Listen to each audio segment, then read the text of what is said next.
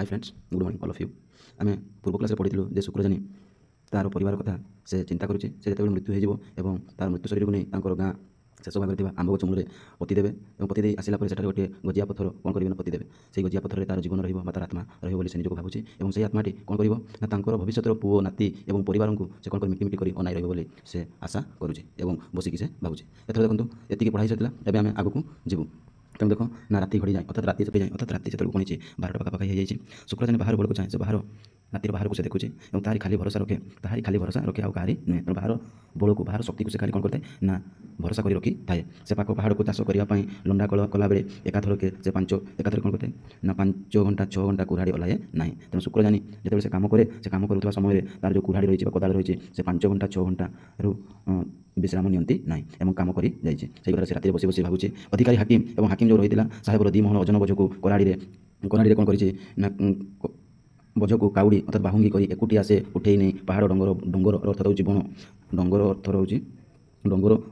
अर्थ हो बण बा जंगल झला नाल लंघी केते थर मांकड़ झला कि काकिरी गुंफा बंगलार पहुँच जाई आसी से जो राति बसिक से चिंता कर भावुचे जे मुझे जिते कम करे ना 5 घंटा 6 घंटा पर्यंत कम करने गाड़ी ओलाए ना पुणी से भावुची पाखे जो हाकिम रही है जो हाकिम पाख निकट रही है तार 2 मोहन ओजन बोझ को से कौन करे ना काउड़ी अर्थात बाहुंगी साहाय्य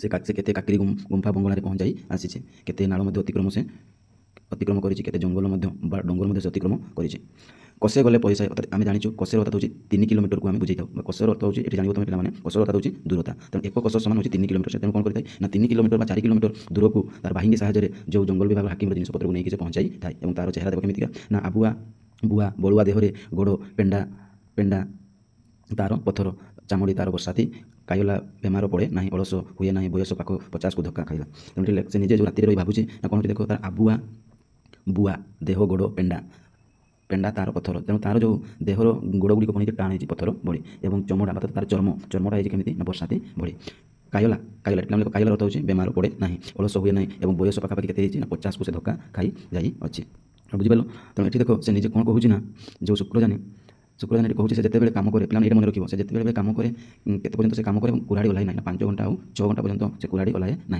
आ गोटे है तार चमड़ा क्या सहित तुलना कर बर्षा सहित तुलना कर गोटे ना कौन कही ना तार देहर गोड़ कि होता है पेंडा तार पत्थर भरी होता है और बयस के होता है ना 50 को धक्का खाई 50 को पहुँच जाए तापर देखो कौन कहूँ ना मांडिया जानी ठीक ताहारी परी मांडिया जानी कि आम जाचु ना मांडिया जानी हूँ तार बड़ पुओ तेणु मांडिया जानी बापा भरी टोका दिन जहाँ था ताहाई अर्थात शुक्रजानी जमी थी टोका दिन में मांडिया जानी ठीक से वृषाल देह वृषाल अर्थ होची विशाल तेणु बड़ देहटे मांडिया जानी मोह पिला मोह परी सरल से निज शुक्रजानी जो राति 12टार घड़े से भावुचे यही पिलाटी मांडिया जानी मो भरी शरीर और मो पिला मुझे सरल ठीक से भोकस समान ना खाली हस यही कथा से भावुचे किंतु टिकराटा तार मलामा को केवल मन पकई दिए से डब डब आँखि और तर तर कथा तेणु तार सान पु नाम होची टिकिरा तेणु से कौन करे ना तार मला माँ को जो सोमवारी जो पहाड़ जंगल को साग तुलिया जाता है मृत्युवरण होता तेणु से कथा से मन पकई दिए और तार बड़ बड़ अर्थात बड़ मान बड़ बड़ आँखि आउ तर तर कथा अस्त व्यस्त शीघ्र शीघ्र से कथा कही चली थाए देख ना संजोर नई पाके बाउंस कुटुंब मिली भल पतंगटे बसे तेणु तापर से बसिक राति घड़ी समय से निजक भावुचे जिते संजो आसे से संजो समय कौन करती बाउंस काटी आनिक और परिवार कुटुंब मिसिक गोटे पतंगटे अर्थ बुझे और से पड़ती तलर झला को पानी माठिया धरी नसर पसर हो झिलिबिली आसती ये देख इंपोर्टेंट पे कौ क्वेश्चन पकड़ कौ मैंने नसर पसर हो झलारू पानी माठिया बही आसुले तेणु से तुम मन रख कौन ना झिली आउ बिली शुक्रजानी कानर दर पोड़ा फिका फिका में जानी बिड़ी खंडी टाणी नहीं निआ लगाए तेणु से जो दर पोड़ा बिड़ी रखी कानर से बाहर कर निजे टाणी निए धुआं पी जाए संजोर शांति सन्ध्या समय शांति सन्ध्या समय खुशी से पाई जाती खोला पहाड़ शांति सब और पाखे चतुर्पार्श्व आखपाख अंचल पहाड़ गुड़ी देखिए निजक से शांति मन कर थाए देख से दिन गाधुआ बेले पहाड़ तल झलारे झिलिबिली 2 भौणी गाधौ थिले नालर बांकरे परोजा स्त्री लोक तुठ तेणु आम जान मन रखा मैंने जे नालर बांकरे परोजा स्त्री लोक तुठ तुठ अर्थात गाधोवा स्थान पहाड़ पाख खोला आर पाख बुदुबुदिकिया जंगल तेणु जो झिलियो बिले जो तुठरे गाधुले नाल तुठरे गाधुले से पाखक गोटे कौन ना जंगल रही बुदुबुदिया जंगल अर्थात गहड़िया जंगल उंच चाउरा अर्थात होची चटाण उंच चाउरा अर्थ होची चटाण ऊपर धड़ा पानी डेई डेई दुल दुल कचाड़ी होची तेणु पहाड़ पानी कौन थाए ना तलक खसी थाए से जमी डेई डेई आसुए और शब्द होता है दुल शब्द होते कमी शब्द होता है जमी दुल दुल तापर देख दुल दुल ତାପରେ ଗଡ଼ି ଗଡ଼ିକା ଆସୁଛି ତଳକୁ। ବଣ ଦେଶରେ ଏହିପରି ଅସଂଖ୍ୟ ଡୁଡୁମା ଜଳପ୍ରପାତ। ତେଣୁ ଯେତେବେଳେ ତୁମେ ଯିବ ଯଦି କୋରାପୁଟ ଯାଅ ତେବେ ଦେଖିବ ଅସଂଖ୍ୟ ମାତ୍ରାରେ କ'ଣ ହେଇଥାଏ ନା ସେଠି ଆମେ ଜଳପ୍ରପାତ ଦେଖିଥାଉ। ଯେଉଁ ରହିଛି ଗୋଟେ ଡୁଡୁମା ଜଳପ୍ରପାତ, ସେଟା ହେଉଛି କୋରାପୁଟ ଜିଲ୍ଲାର ପ୍ରସିଦ୍ଧ ଜଳପ୍ରପାତ। ମୁଣ୍ଡ ଉପରେ ବରଗଛ ଛାଇ, ଢାଲୁ ଅତଡ଼ାରେ ସାବୁଜା ମାଣ୍ଡିଆ କ୍ଷେତ, କେନା କେନା ହୋଇ ପାଣି ଉପରକୁ ହରି ପଡ଼ିଛି। ସେଇ ଯେଉଁ ନାଳଟି ବହି ଚାଲିଛି ସେଇ ନାଳ ପାଖରେ ଗୋଟିଏ ବରଗଛ ରହିଛି। ଢାଲୁ ଅତଡ଼ା ତମେ ଜାଣିଛ ପାହାଡ଼, ପାହାଡ଼ ଅତଡ଼ାରେ ବା ପାହାଡ଼ ପାଖରେ ସାବୁଜା ମାଣ୍ଡିଆ ହେଉଛି ଏକ ପ୍ରକାର ଧାନ। ସେ ଧାନ କ'ଣ ହେଇଥାଏ ନା କେନା କେନା ଅର୍ଥାତ୍ କେନା ଅର୍ଥାତ୍ ଗୋଟିଏ ଗୋଟିଏ ହୋଇ ପାଣି ଉପରକୁ ଓହଳି ପଡ଼ିଛି। ସରୁ ନାଲି ନାଲି ବାଟ ଚଲା ତୁଠ ରାସ୍ତା। ଆଉ କ'ଣ ଅଛି ନା ସେମାନେ ଯେହେତୁ ଜଙ୍ଗଲରେ ରହୁଥିଲେ, ପାହାଡ଼ କଡ଼ରେ ରହୁଥିଲେ, ତେଣୁ ତାଙ୍କର ଚଲାପଥ ସରୁ ବା ଛୋଟ, ଏବଂ ଯେଉଁ ରାସ୍ତାରେ ସେମାନେ ଯାଉଥିଲେ ସେଇ ରାସ୍ତାରେ କିଭଳି ଥିଲା ନା ନାଲି ନାଲି ହୋଇ ଦେଖାଯାଉଥିଲା, ଏବଂ ସେଇ ରାସ୍ତାଟିର ସଫେଇ ଅତଡ଼ାଏ ଅର୍ଥାତ୍ ସେଇ ଯେଉଁ ରାସ୍ତାରେ ଯାଉଥିଲେ ସେ ରାସ୍ତାରେ ସଫା ହୋଇ ଯାଇଥିଲା। ତାପରେ ଦେଖ ନାଗରବାଙ୍କରେ ନିରଳାରେ ଜିଲି ଆଉ ବିଲି ଗାଧୋଉଥିଲେ, ବୟସ 17 ଆଉ 14। ଏଇଟା ପିଲାମାନେ ତୁମେ ମନେ ରଖିବ ଯେ ସେ କ୍ୱେଶ୍ଚନ୍ ପକାଇବ ଜିଲି ଆଉ ବିଲିର ବୟସ କେତେ, ସେତେବେଳକୁ ଲେଖିବ 17 ଏବଂ 14। এটা ଖାତାରେ ନୋଟ୍ କର।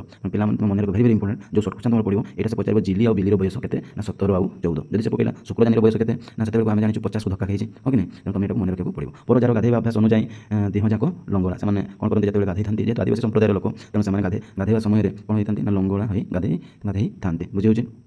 ଏପଟେ ଦେଖ ପାଞ୍ଜିଆ ହାତ ହେଉଛି ଏକ ପ୍ରକାର ଲୁଗା, ଯେଉଁ ସ୍ତ୍ରୀମାନଙ୍କର ଲୁଗା, ଯେଉଁ ପାଞ୍ଜିଆ ହାତ ହେଉଛି ଲୁଗା ଖଣ୍ଡିକ ଚଟାଣ ଉପରେ କାଚୁ ଥିଲା। ଏବଂ ବିଲି କ'ଣ କରୁଥିଲା ଦେଖୁନ, ବିଲି ପାଣି ମାଠିଆକୁ ପାଖରେ ଥୋଇ ଦେଇ ବଳା ଖଣ୍ଡିଏ ପାଣିରେ ବସି ପଡ଼ିଥିଲା।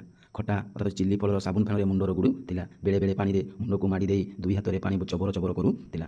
ଯେତେବେଳେ ତୁମେମାନେ ସବୁ ଗାଧୋଉଥିବ ପିଲାମାନେ, ସେତେବେଳେ ଦେଖିବ ବିଭିନ୍ନ ପ୍ରକାର ତୁମେ ସାବୁନ ବ୍ୟବହାର କରିଥାଉ, ହଁ କି ନାହିଁ? କିନ୍ତୁ ସେଇ ଯେଉଁ ଶୁକ୍ରଜାନିର ଆଦିବାସୀ ପରିବାର, ଯେଉଁ ପରଜା ଜାତିର ଯେଉଁ ତାଙ୍କର ଚାଲିଚଳଣି, ତେଣୁ ସେଇଟାରେ ଦେଖ ସେମାନେ କେଉଁ ସାବୁନ ବ୍ୟବହାର କରୁଥିଲେ ନା ତୁମେ ମନେ ରଖିବ ଚିଲି ଫଳ, ଖଟା ଚିଲି ଫଳ। ଏଇଟା ପରୀକ୍ଷା ପଡ଼ିଲା ଭଳିଆ ଯେ ଶୁକ୍ରଜାନିର ଝିଅମାନେ ଜିଲି ଆଉ ବିଲୁ କେଉଁ ଫଳରେ ମୁଣ୍ଡ ରଗୁଡ଼ୁଥିଲେ, ଅର୍ଥାତ୍ ହେଉଛି ଚିଲି ଫଳ, ଖଟା ଚିଲି ଫଳରେ ଫେଣରେ ମୁଣ୍ଡ ରଗୁଡ଼ୁଥିଲେ। ବେଳେ ବେଳେ ପାଣିରେ ମୁଣ୍ଡକୁ ମାଡ଼ି ଦେଇ ଦୁଇ ହାତରେ ପାଣି ଚବର କରୁଥିଲେ।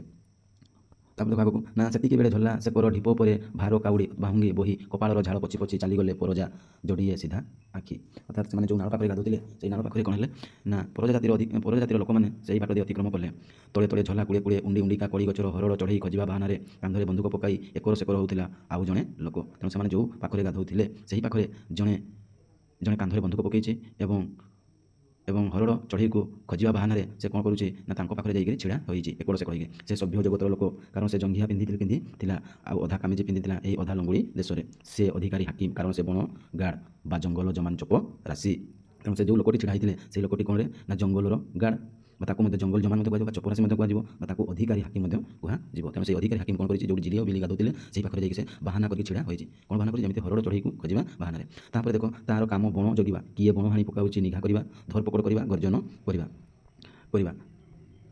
ଜଙ୍ଗଲ ଜମାନର ଏ ଅଞ୍ଚଳକୁ କମାନ ଗସ୍ତ ପଡ଼ିଥିଲା। କମାନ ଗସ୍ତ ଅର୍ଥାତ୍ କଥା ମାନେ ଯିବା ଆସିବା ତାର, ସେଠି ଚାକିରି କରିଥିଲା। ଗୋଟିଏ ଗଛକୁ ଉଣ୍ଡିବା ବାହାନାରେ କେତେବେଳୁ ସେ ଏପାଖ ପାଣିକୁ ଚାହୁଁଥିଲା। ହଠାତ୍ ଦୃଷ୍ଟି ପଡ଼ିଗଲା ଜିଲିର। କ'ଣ ହେଇଛି, ସେମାନେ ଗାଧୋଉଥିବା ସମୟରେ ଲଙ୍ଗଳା ଗାଧୋଉଥିଲେ, ତେଣୁ ସେହି ସମୟରେ ଦୃଷ୍ଟି ପକାଇ ଦେଇଛନ୍ତି କିଏ ନା ହଠାତ୍ ଦେଖି ପକାଇଛି କିଏ ଜିଲି। ତେଣୁ ଜିଲି ଦେଖି ପକାଇଛି। ଦୁଇ ଭଉଣୀ କଲିଆ ହୋଇ ଉଠି ପଡ଼ିଲେ। କଲିଆ ଅର୍ଥ ହେଉଛି ଅସ୍ତବ୍ୟସ୍ତ, ଚିତ୍କାର କରି ଅସ୍ତବ୍ୟସ୍ତ ହୋଇକି ଉଠି ପଡ଼ିଲେ। ଜିଲି ତାର କାଚିବା ଲୁଗା ବଢ଼େଇ ହୋଇ ପଡ଼ିଲା। ବିଲି ଭଉଣୀ ପଛଆଡ଼େ ଲୁଚି ଯାଇ ଇଆଡ଼କୁ ସିଆଡ଼କୁ ଚାହିଁ ପଛେଇ ହାତ ବଢ଼େଇଲା ବରଗଛ ସିଂହକୁ, ଯେଉଁଠି ତାର ନାଲି ଲୁଗା ଖଣ୍ଡିକ ପବନରେ ଦୋହଲୁଥିଲା। ହସରେ ଝଲାକୁ ପାଣି ଛଳଛଳି ଉଠିଲା। ଜମାନ ହସି ଛପିଗଲା ବୁଧା ଆଳରେ। ତାପରେ ଦେଖ ତର କରି ଗାଧୁଆ ଶେଷ କରି ଓଦା ଲୁଗା ଫଡ଼ କରି ଦୁଇ ଭଉଣୀ ମାଠିଆ କାଖେଇ ଦହଲିକା ଉଡ଼ିଗଲେ ପାହାଡ଼ର ଢାଲୁଏ। ପାହାଡ଼ର କଡ଼ରେ ସେମାନେ କ'ଣ ଚାଲିଗଲେ। ଅଦୃଶ୍ୟ ହେବା ଯାଏ ଜଙ୍ଗଲ ଜମାନ ଚାହିଁ ରହିଥିଲା। ସେମାନେ କେତେ ଦୂର ପର୍ଯ୍ୟନ୍ତ ଗଲେ ସେ ଦେଖୁଥିଲା। ଯେତେବେଳେ ତା ଆଖିରେ ଆଉ ନଜର ନାହିଁ, ସେ ସେଇଠୁ ପଳେଇ ଆସିଲା ଓ ନାକ ଫୁଲେଇ ଆଖି ନିଆଁ ଝାଳି ଉଠୁପଡ଼ ଛାତିରେ ଏକା ଜାଗାକେ ଠିଆ ହୋଇ ଚାହିଁ ରହିଥିଲା। ସେ ଗମ୍ଭୀର ଭାବରେ ବା ଚୁପ୍ ଭାବରେ ସେମାନଙ୍କୁ ସେ ଦେଖୁଥିଲେ। ଏବଂ ତାପରେ ସିଟି ମାରି ବୁଇଁଆ ବାଟରେ ଧୀରେ ଧୀରେ ସେ ଗାଁ ଆଡ଼କୁ ଚାଲିଲା। କିଏ ନା ହେଉଛି ସେ ଚପରାଶି ବା ହାକିମ। ହରଡ଼ ଚଢ଼େଇ ଲୁଚି ସାରିଥିଲେ।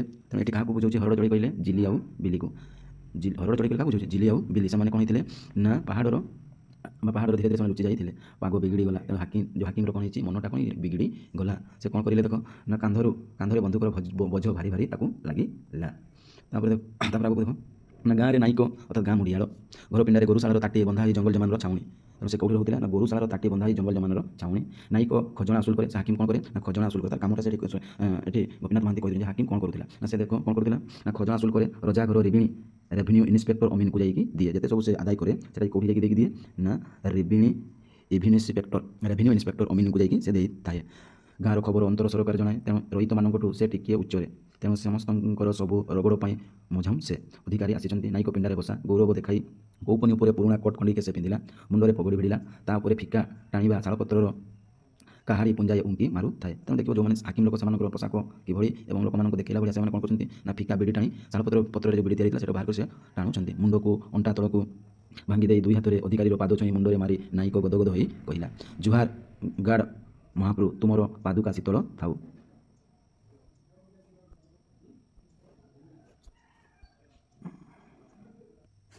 ଏଇଠି ଦେଖ ପିଲାମାନେ କ'ଣ କହୁଛି ନା କିଏ ଆସି ଫରେଷ୍ଟ ଗାର୍ଡ଼ଙ୍କର ପାଦକୁ ଦୁଇ ହାତରେ ଛୁଇଁଲେ ଏବଂ କହୁଛନ୍ତି ପାଦୁକା ଶୀତଳ ଥାଉ ବୋଲି।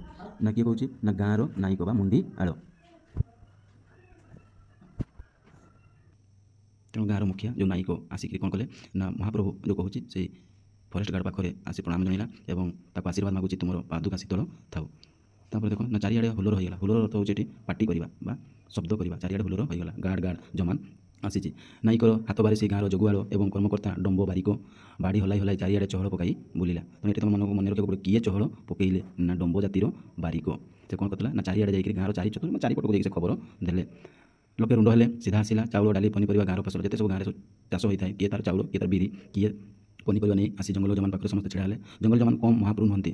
ବଣର ଗୋରୁ ଚରିବା ପାଇଁ ହଳ ପିଛା ଲଙ୍ଗଳ ପାନୁ ପାନୁର ଅର୍ଥ ହେଉଛି ଟିକସ। ତେଣୁ ତୁମମାନଙ୍କୁ ପିଲା ମନେ ରଖିବାକୁ ପଡ଼ିବ ଏ ପାନୁର ଅର୍ଥ କ'ଣ। ତୁମକୁ ପକେଇବ ସର୍ଟ କ୍ୱେଶ୍ଚନ୍। ପାନୁର ଅର୍ଥ ଆମେ ପାଇବା ଟିକସ। ଏଟା ଲେଖିଦିଅ। ପାନୁର ଅର୍ଥ ହେଉଛି ଟିକସ ଦେବାକୁ ପଡ଼େ।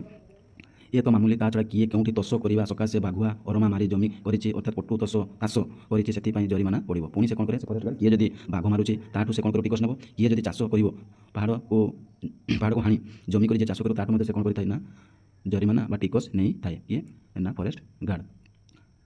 କିଏ ବା ଆଇନ ଭାବେ ଇଜାର ବା ରିଜର୍ଭ ବଣରୁ ମହୁ ଆଣିଛି କିମ୍ବା ଘର କରିବାକୁ ଶାଳଗଛ ପିଆଶାଳ ଗଛ କାଟିଛି। ପୁଣି ସେ କ'ଣ କରୁଛି ଯଦି ଜଙ୍ଗଲରୁ କିଏ ମହୁ ଆଣିଛି ତେଣୁ ତାକୁ ମଧ୍ୟ ଟିକସ ଦେବାକୁ ପଡ଼ିବ। ପୁଣି କିଏ ଯଦି ଘର ତିଆରି କରିବା ପାଇଁ ଶାଳଗଛ ପିଆଶାଳ ଗଛ କାଟିଛି ତାହା ମଧ୍ୟ ଟିକସ ଦେବାକୁ ପଡ଼ିବ ବୋଲି ସେ କହୁଛି। ସବୁ କଥାକୁ ପତର ଗଳି ଜଙ୍ଗାଲ ଜମାନ।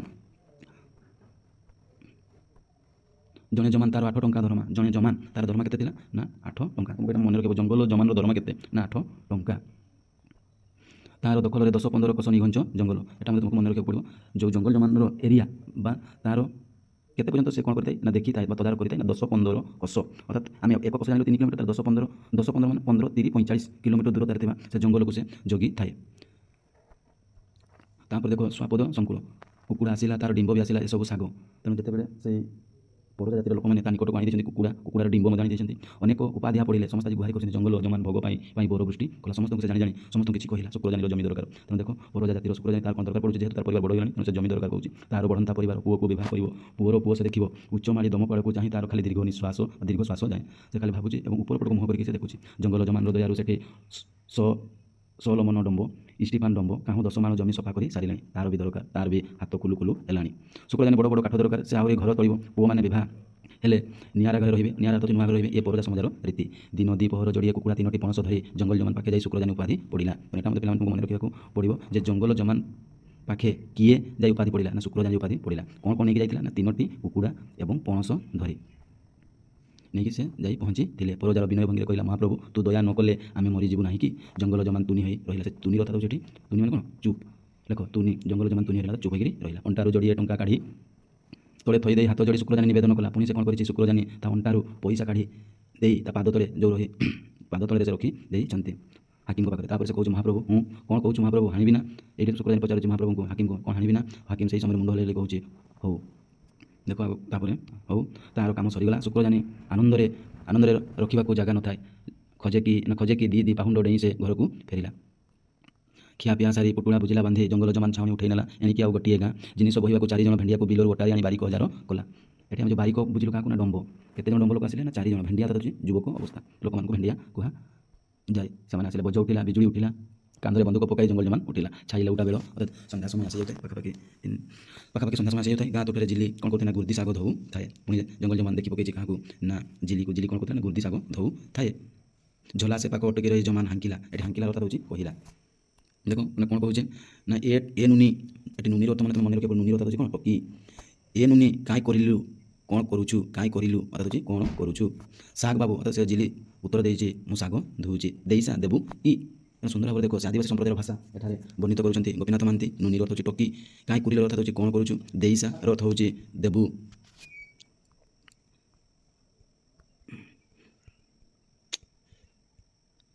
ଦେଇସାର ଅର୍ଥ ଅର୍ଥାତ୍ ଏଠି ବୁଝାଉଛି ଦେବୁ କି। ତେଣୁ ସୁନ୍ଦର ଭାବରେ ସେ ଆଦିବାସୀ ସମ୍ପ୍ରଦାୟର ଯେଉଁ ପରଜାତୀୟ ସମ୍ପ୍ରଦାୟର ଭାଷା ସେ କହୁଛି ଦେଇସା ଦେବୁ କି। ତାପରେ ଦେଖ ନା ଏତେ ଶାଗ ନେଲୁ ଗୁର୍ଦି ଶାଗ କ'ଣ କରିବୁ ବାବୁ? ସେହି ସମୟରେ ଝିଲି ପଚାରିଛି ଯେ ଆପଣ ଏତେ ଶାଗ ନେଉଛନ୍ତି ପୁଣି ଏ ଶାଗ କ'ଣ କରିବୁ? ଏତେ ଶାଗ ନେଲୁ ଗୁର୍ଦି ଶାଗ କ'ଣ କରିବୁ ବାବୁ? ଝିଲି ହସିଲା। ଆହୁରି କେତେ ଟୋକି ପାଣିକି ଓହ୍ଲାଇବାକୁ ଅତଡ଼ାରୁ ଗଡ଼ିଲେ। ଜମାନ୍ ଭାବିଲା ଆଜି ଏତିକି ସେ ବାଟ ଧରିଲା। ଝୋଲା ତୁଠରେ ଟୋକିମାନେ ଜମିଲେ ଜିକି ମୁହଁରୁ ଛଳ ଛଳ ହସ ରହସ୍ୟ ହସିବା ଏମାନଙ୍କର ସ୍ୱାଭାବିକ। ଆଜି ଗାଁର ଗୋପ ଜଙ୍ଗଲ ଜମାନର ଆବିର୍ଭାବ, ବଣ ହଣାହଣିର କଥା, ଜମିର କଥା, ସେ ସବୁ ବଡ଼ ବଡ଼ିଆଙ୍କର। ଟୋକିମାନେ ତାର ହାବଭାବ ସମାଲୋଚନା କଲେ। ମୋତେ ଅନାଉଥିଲା ମୋର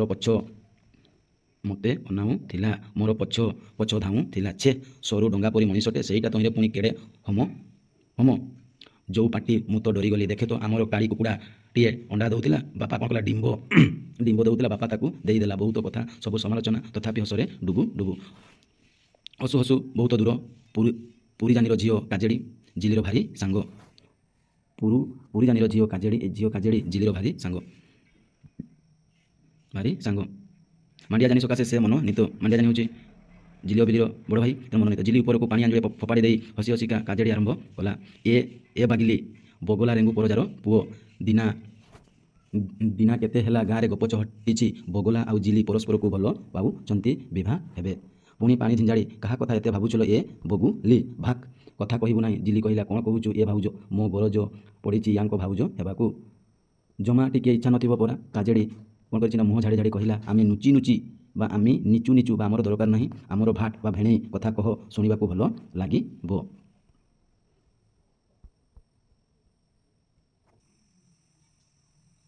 ତେଣୁ ଦେଖ ଏଠି ସୁନ୍ଦର ଭାବରେ କ'ଣ କହୁଛନ୍ତି ନା ଦୁଇ ଜଣ କଥାବାର୍ତ୍ତା ହେଉଛନ୍ତି, କାଜେଡ଼ି ଆଉ ଝିଲି।